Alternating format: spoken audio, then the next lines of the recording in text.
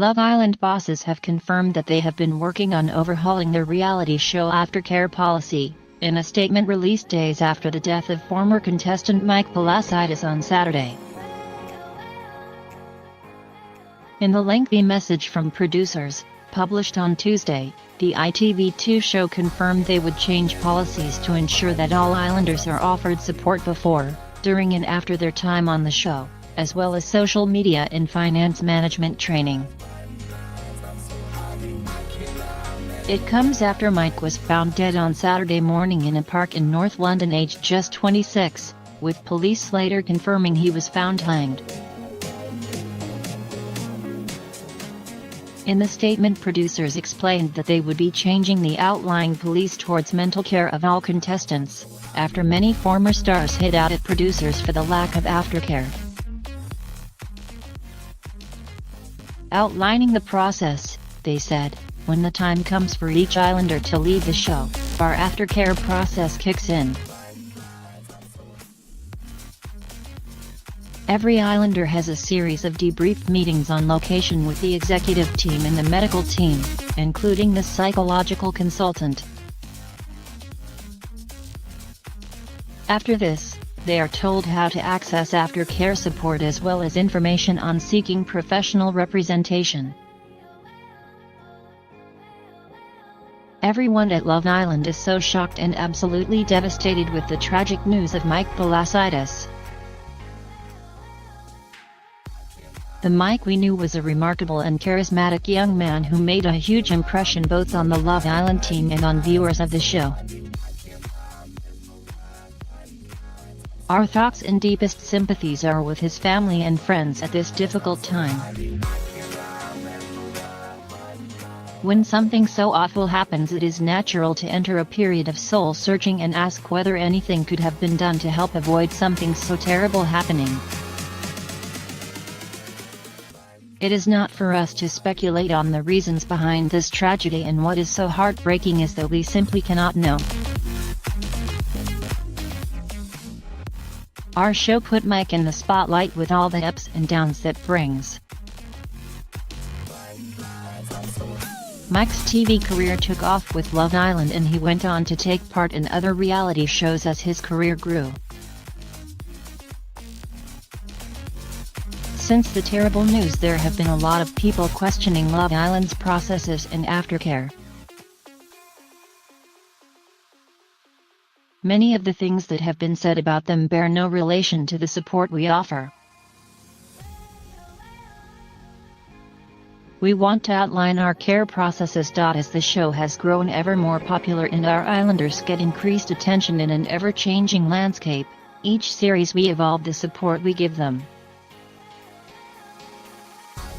Our duty of care is a continuous and ongoing process for each Islander. This follows 3 key stages: pre-filming, filming, and aftercare. We work with both an independent GP and a psychological consultant to provide an assessment of the physical and mental health of each of the shortlisted cast members and their suitability for inclusion on the program. The medical team also contacts each Islander's GP to check they feel that person is able to take part. We ask for full disclosure from potential cast members to these health professionals so that we can support them appropriately. As TV producers, we rely on medical experts to assess both mental and physical health to ensure that each candidate is suitable for inclusion. Care continues whilst the Islanders are in the villa. We have a medical team on location which includes a psychological consultant. They not only look after Islanders' healthcare needs, but also monitor them to check that there are no emerging signs of any problems developing whilst they are in the villa. Additionally, several of our senior team, who monitor the cast around the clock, have been trained in mental health first aid. When the time comes for each Islander to leave the show, our aftercare process kicks in. Every islander has a series of debrief meetings on location with the executive team and the medical team, including the psychological consultant. After this, they are told how to access aftercare support as well as information on seeking professional representation. They also meet with the press team the day after leaving the villa and are briefed and advised on their press coverage whilst in the villa. We have had requests for help from former islanders, and have provided this.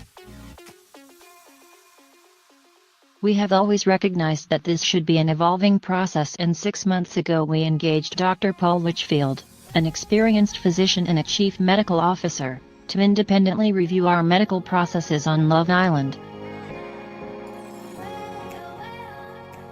He has extensive experience of working with large companies and government in the area of mental health. This review has led us to extend our support processes to offer therapy to all islanders and not only those that reach out to us. And we will be delivering bespoke training to all future islanders to include social media and financial management. The key focus will be for us to no longer be reliant on the islanders asking us for support, but for us to proactively check in with them on a regular basis. Having said all of this about Love Island, we must not lose sight of the wider issue, which is the importance of the conversation on mental health. Across ITV we have worked with a number of charities including CALM, Campaign Against Living Miserably, on Project 84 and with Samaritans and CALM on Coronation Street, tackling the issue of male suicide. Conversations about mental health have never been more important.